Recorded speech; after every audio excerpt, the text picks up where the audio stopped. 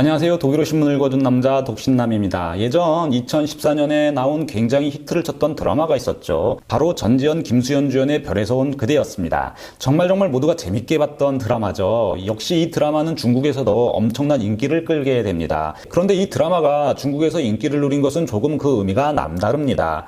왜냐면 지금은 모르겠는데 당시 외계인이 나오거나 사람이 아닌 주인공이 나오게 되면 중국에서는 방송사에서 방영이 안 되었기 때문이죠. 그냥 인터넷 미디어들만 스트리밍 서비스를 할 수밖에 없었는데요. 그럼에도 이 드라마가 중국에서 대히트를 친 겁니다. 그때 당시 이 인기가 어느 정도였냐면요. 전지현이 입고 나온 옷들 그리고 립스틱 모두 중국에서 싹쓸이해 갔던 기억을 하실 겁니다. 정말 전지현 효과가 대단했죠. 그런데 당시 주목을 끌었던 중국의 모습이 하나 있습니다. 바로 중국 시장 골목에 있는 작은 노점상들이 전지현 관련 상품을 주문하는 모습들이었죠. 이들은 특정 상품이 인기가 있을 것인지 미리 어떻게 수요 예측을 해 빠르게 주문을 했을까 하는 점입니다. 좁은 길목에 앉아 때묻은 손으로 상품을 팔던 노점상 주인들은 바로 스마트폰으로 인터넷 검색어 등 키워드를 찾아내기 시작하며 수요 예측을 하고 주문을 넣었던 거죠. 우리도 그랬다고요? 아닙니다. 빅데이터를 사용하고 검색어 순위에 예민하게 반응해 시장에서 물건을 주문하지는 않았었죠. 중국은 시장에서도 당시 온라인에만 있는 데이터를 가공해 원하는 결과를 도출, 이를 기반으로 비즈니스하는 것을 쉽게 생각했던 거죠. 그런데 여기서 어떻게 중국은 이렇게 디지털 시대에 빠르게 적응할 수 있을까라는 질문이 생깁니다. 이에 대한 대답은 아주 간단합니다.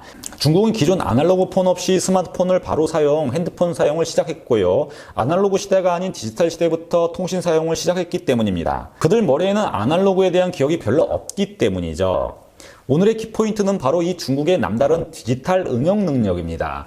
이제 이런 모습이 중국 자동차 산업에도 그대로 나오고 있으면서 제품들이 출시가 되고 있는 시기입니다. 당연 금융시장도 이런 이들의 디지털 구현 능력에 평가하고 있는 모습을 보이고 있죠. 그것도 아주 좋게 평가를 하고 있습니다. 그리고 이제 이를 무기로 유럽 공략에 나서고 있는 건데요. 어쩌면 머지않아 유럽 여행에서도 중국차를 보게 될 수도 있습니다. 오늘은 중국차 유럽 공략에 대해 살펴볼 예정이고요. 너무 영상이 길기 때문에 두 차례로 나눠서 진행을 하겠습니다. 독일 언론에서 몇 년 전부터 나오던 소식 중 주목을 끌었던 뉴스는 중국의 자동차 산업의 비약적인 발전 소식이었습니다.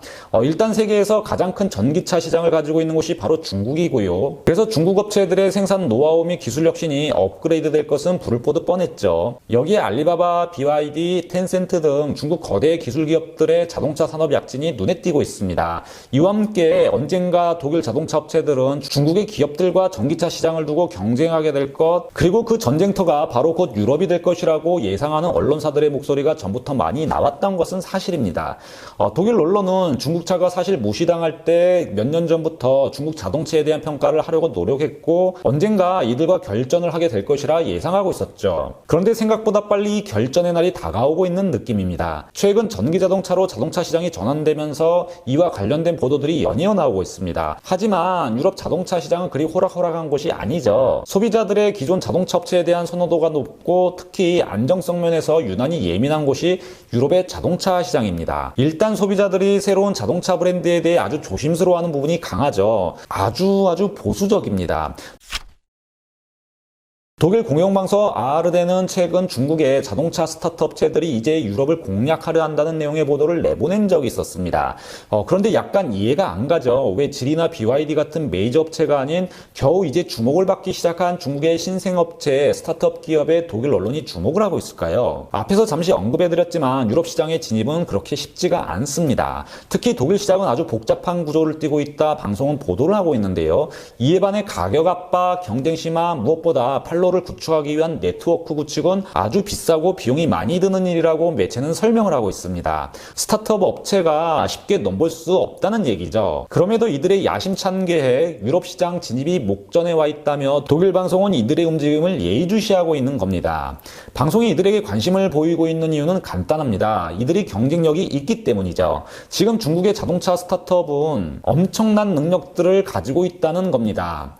이게 꼭 그런 느낌입니다. 죽음의 조에서 살아남아 조별 예선을 뚫고 올라온 다크호스를 바라보는 느낌이랄까요? 방송은 중국의 전기자동차 시장은 수많은 파산과 기업 인수 합병을 거친 곳으로 이제 남아있는 아이웨이스 같은 자동차 스타트업 기업은 그 경쟁 속에서 자신감을 갖는 업체가 되었다 보도하고 있습니다. 수백 개의 작은 회사들이 파산 또는 인수 합병이 되었고 지금 현재 중국은 10여 개의 업체만 남아있다고 밝히고 있습니다. 즉 이들은 어떻게 생존해야 할지 알고 있는 죽음의 바다에서 살아나온 생존자들이라는 것이죠. 이런 업체들이 바로 리오토, 니오, 샤오펑, 벨트마이스터 모터 같은 기업들입니다.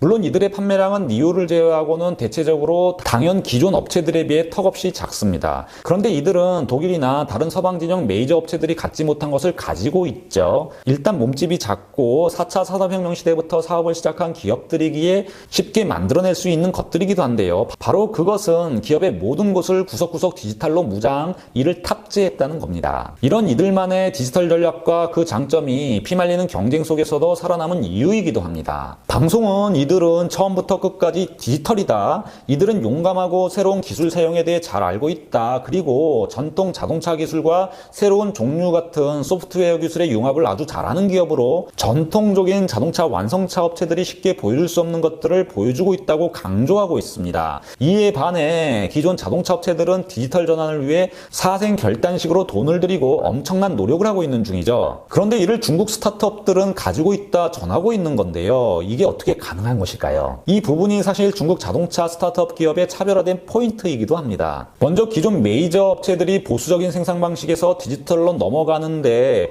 인적, 물적, 그리고 경제적 비용이 훨씬 많이 들 수가 있습니다. 쉽게 전환하기가 어렵기 때문이죠. 그리고 전환하는 과정 중 기회비용도 발생하기 때문입니다.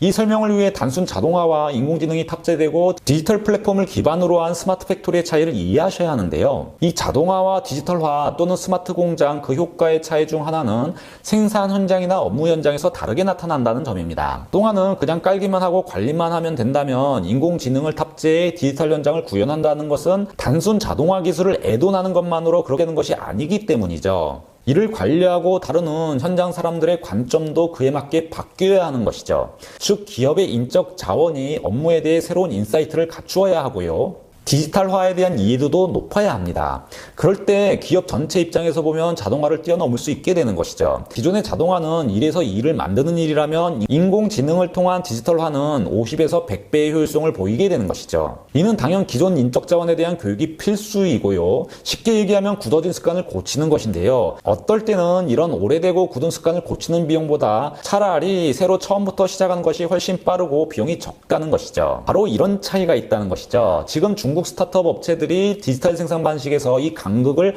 보여주고 있다는 것이 기사의 설명인 겁니다. 방송은 그 예로 아이웨이즈는 상하이에서 불과 100km 떨어져 있는 생산 공장에서 전기차 생산을 위한 배터리 패키지 작업, 자동차 한 대에 소요되는 시간은 불과 9분 44초밖에 걸리지 않는다는 니오 측의 주장을 인용 보도하고 있습니다. 물론 이 작업 라인에는 불과 엔지니어 몇 명밖에 필요하지 않고요. 이렇게 방송은 현장의 모습을 전달하며 디지털 기술을 통해 생산 라인을 혁신적으로 만들어 놓은 장면을 그대로 전달하고 있습니다. 그런데 이들 중국 신생업체들은 왜 굳이 유럽으로 들어오려고 할까요? 이는 중국은 유럽의 자동차 시장을 표준으로 보고 있기 때문입니다.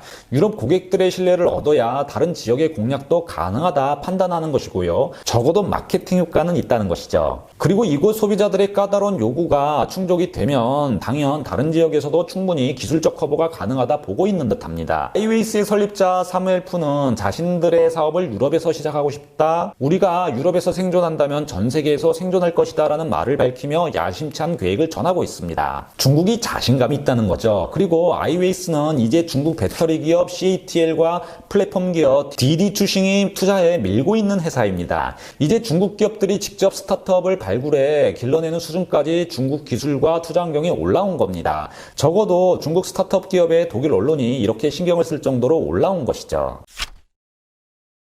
중국의 전기차 스타트업 기업에는 이미 BMW나 다임러 벤츠사의 시가총액을 넘어선 기업도 있습니다. 바로 중국 기업 니오입니다. 방송은 2021년 1월 13일 보도에서 중국 업체 니오는 이제 곧 유럽에서 전기차를 판매할 계획이라는 내용을 보도한 적이 있습니다. 이런 야심찬 계획을 가질 수 있는 이유가 있습니다. 니오의 설립자 월리엄 리는 우리는 유럽에도 많은 감동받는 팬들이 있다는 것을 알고 있다는 그의 말을 방송은 전하고 있습니다.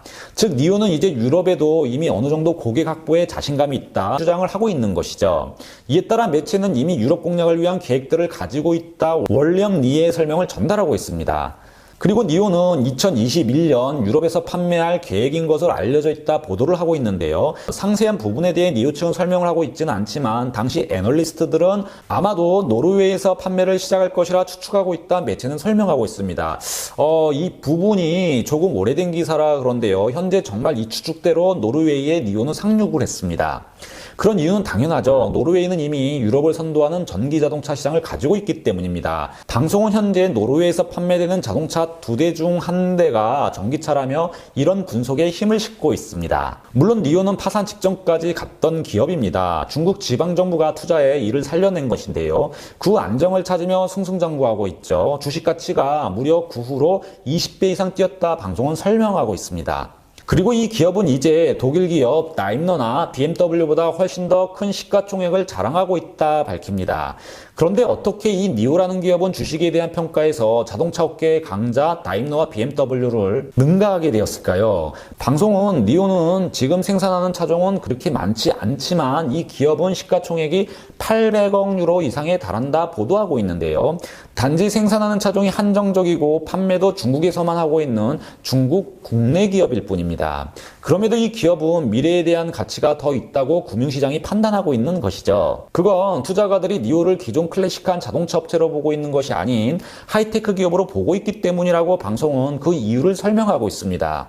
즉 앞에서 설명해드린 아이웨이즈 스타트업 기업같이 디지털화에 강점이 있는 중국의 업체 니오에게도 금융시장에서 좋은 평가를 주고 있다는 것이죠. 아이웨이스에게 CATL이 베팅을 한 이유가 바로 하이테크 기업이기 때문이라는 겁니다. 이들은 이렇게 기존 클래식한 개념의 사업 형태를 띠고 있지 않고 알리바바나 텐센트같이 디지털 테크 기업의 기술들로 무장한 자동차 업체들입니다.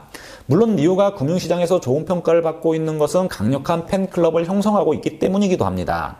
그만큼 수요가 튼튼하다는 것이고 고객과의 관계도 디지털 문화에서 만들어가고 있습니다. 그래서 니오는 고객을 소비자 또는 고객이라고 부르지 않고 유저라 부르고 있죠. 이미 성장에 있어서는 아주 강력한 기업이라 증명을 했다는 것이죠. 여기에 바로 중국이 무서운 이유가 있는 겁니다. 이제 이렇게 하이테크놀로지 분야에서 스스로 성공 신화를 쓰고 새로운 시대에 맞는 새로운 옷을 갈아입을 수 있는 자체 능력을 갖춰가고 있기 때문입니다. 그리고 이제 중국 스타트업 기업들의 독일 시장 공략이 가시화되자 현재 독일 언론들은 이들 제품에 대해 집중 분석하는 기사를 내보내며 분주해하는 모습들입니다. 독일 유력일간지 슈토이체 짜이퉁은 멀리 동아시아에서 전기자동차 스타트업들이 독일 시장을 공략하려 한다. 중국에서 오는 새로운 물결이 세계를 리딩하려 한다 등 중국의 자동차 시장 진입에 대한 의지를 설명하고 있습니다. 그럼 과연 디지털 무기를 탑재한 이들의 실력은 현재 기존 독일의 자동차 업체와 비교했을 때 얼마나 좋을까요? 이 부분에 대해서는 다음 시간에 좀 더 상세히 전해드리도록 하겠습니다. 지금까지 독일어 신문을 읽어준 남자 독신남이었습니다.